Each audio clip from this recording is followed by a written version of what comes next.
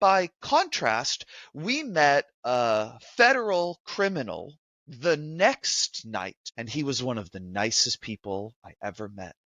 Hung out with us all Gosh. night, bought us dinner, got us drunk. We were all having an awesome time, laughing until the middle of the morning.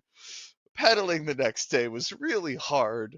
And it was this amazingly duplicitous contrast of like Wow. people that we look at as criminals can be really genuinely wonderful. I think it's a good point that there are always two sides, you know. It's the world is complicated Yeah, and it so are truly we. is. Yeah. So are we. Yeah. And if there are other people who are in your audience who are like, "Oh, I don't want to go to this place because this person had this experience," we can have terrible and wonderful experiences in any location.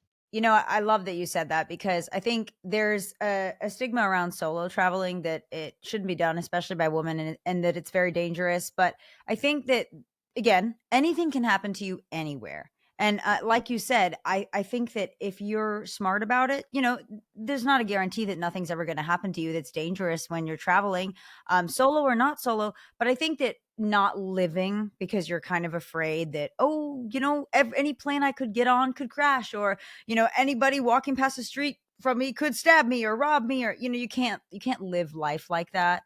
And yeah, and I think there are ways to be smart about traveling, especially solo traveling.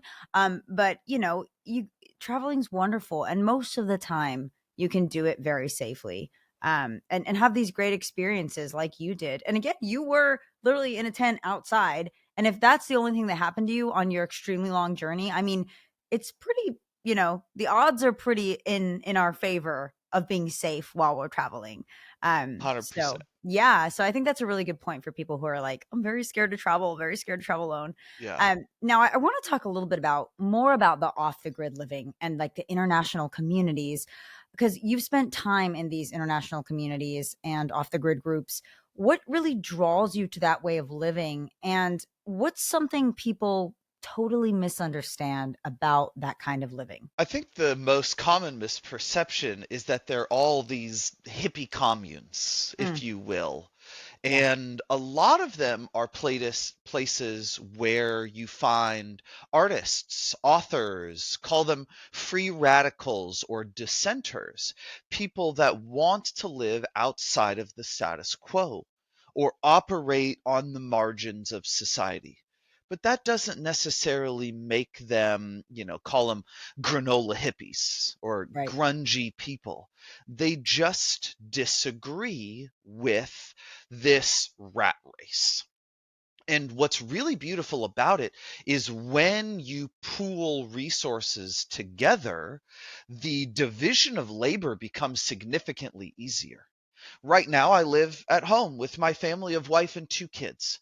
I'm cooking every meal that my wife isn't, right? It's Right. one of us or the other. Right. But when you're in a community of 40 people and there's cooked 7 meals, over the week, 2 meals a day, 14 meals a week, all of a sudden you're cooking once every 3 weeks, cleaning up after a meal once every 3 weeks, and having meals provided for you twice a day every other time. Yeah. It's incredible the skill sharing that takes place at these places.